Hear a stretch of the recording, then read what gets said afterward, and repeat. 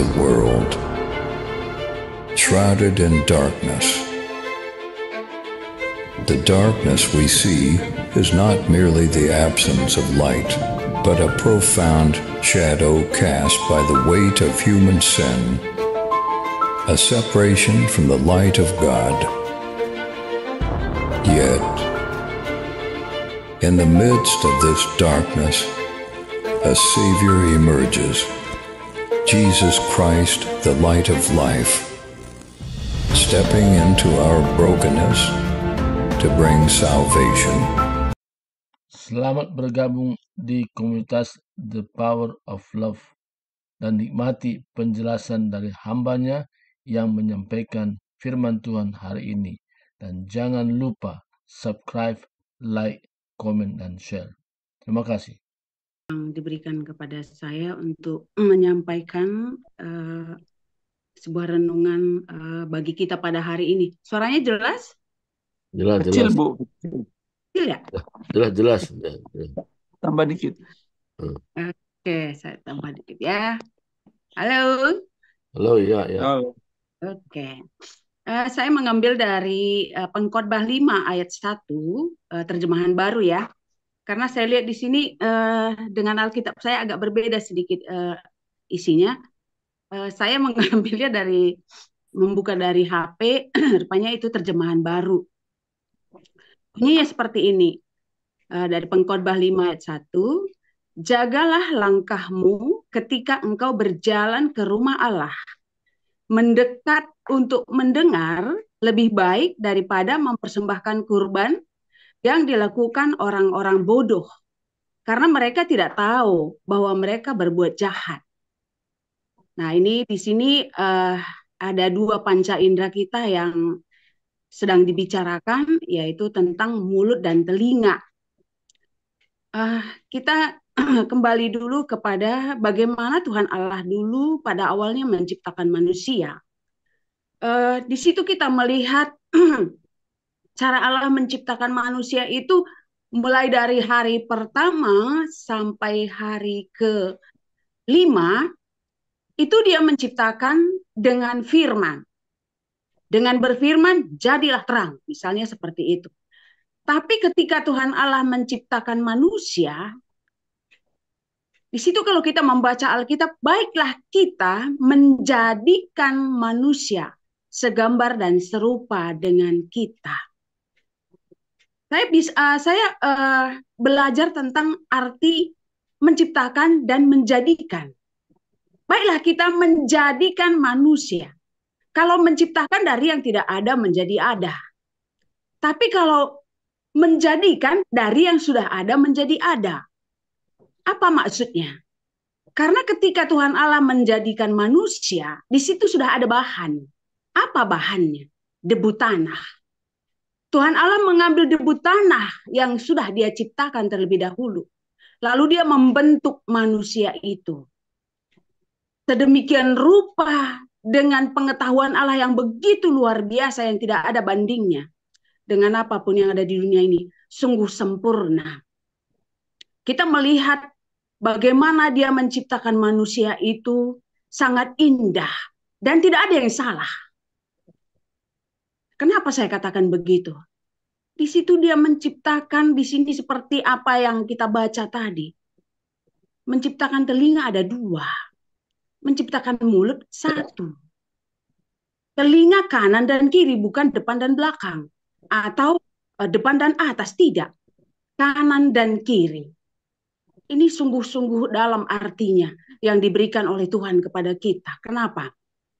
Supaya kita manusia itu lebih banyak mendengar daripada berbicara. Ya, dan kita melihat di sini Salomo membuat 2 hal. Lebih baik ini daripada ini.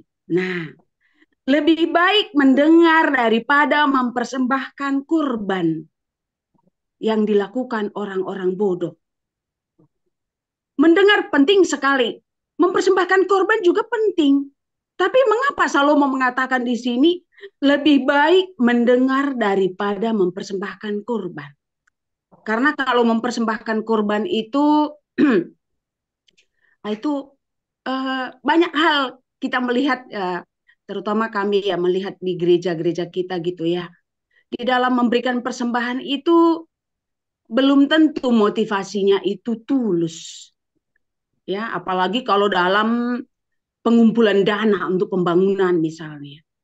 Ya, bisa saja di dalam dia memberikan persembahan itu dari saya sekian.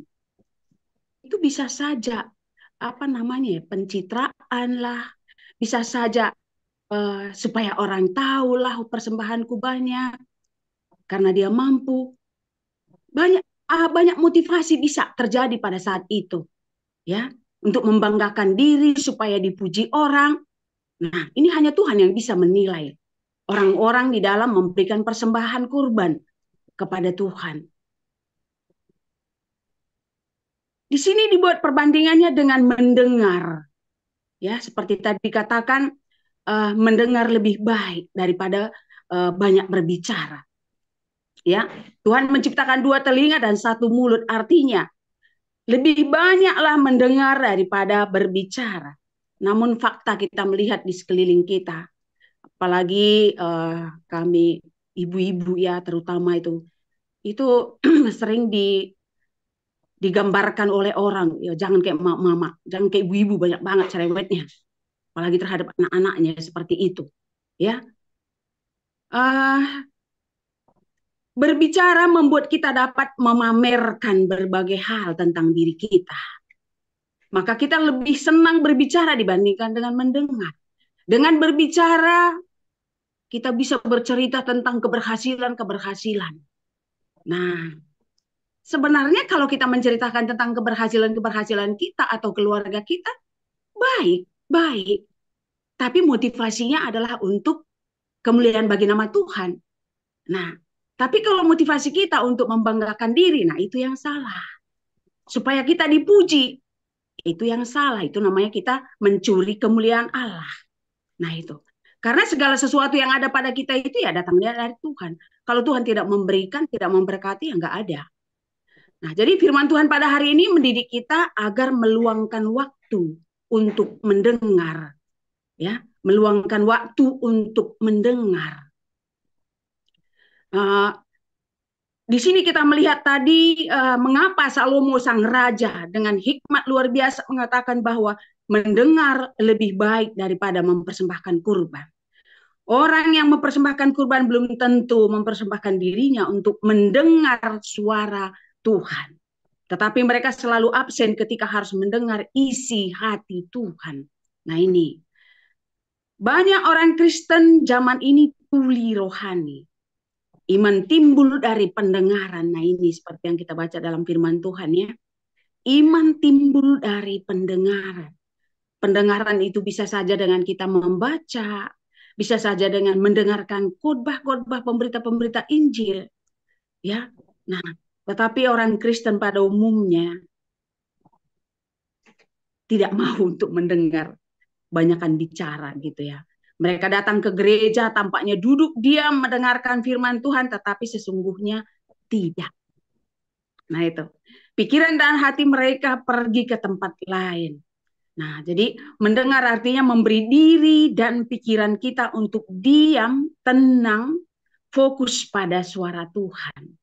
Nah, jadi di sini penting sekali kita melatih diri kita untuk mendengar dengan baik ketika firman Tuhan diberitakan.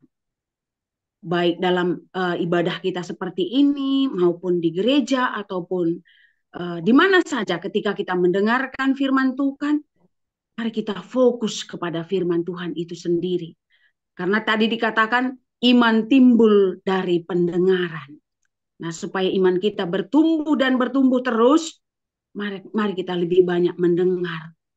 Ini secara firman Tuhan. Kalau secara sehari-harinya dalam obrolan-obrolan kita juga. Ini sering sekali karena kita terlalu cepat untuk berbicara, akhirnya apa?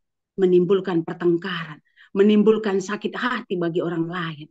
Nah, terkadang kita bukan mendengarkan dulu apa persoalannya, langsung nyerocos saja, memberikan kata-kata, sehingga tidak tepat pada sasarannya. Nah, jadi mulai saat ini, saudara-saudaraku, mari kita lebih banyak mendengar fokus kepada firman Tuhan. Kalau ada hal-hal yang sedang kita dengarkan, mungkin ada sedang percakapan, dengarkan terlebih dahulu dengan hikmat, baru kita bisa berbicara. Nah gitu ya. Nah ini saja dari saya tidak panjang lebar berbicara pada hari ini. Terima kasih.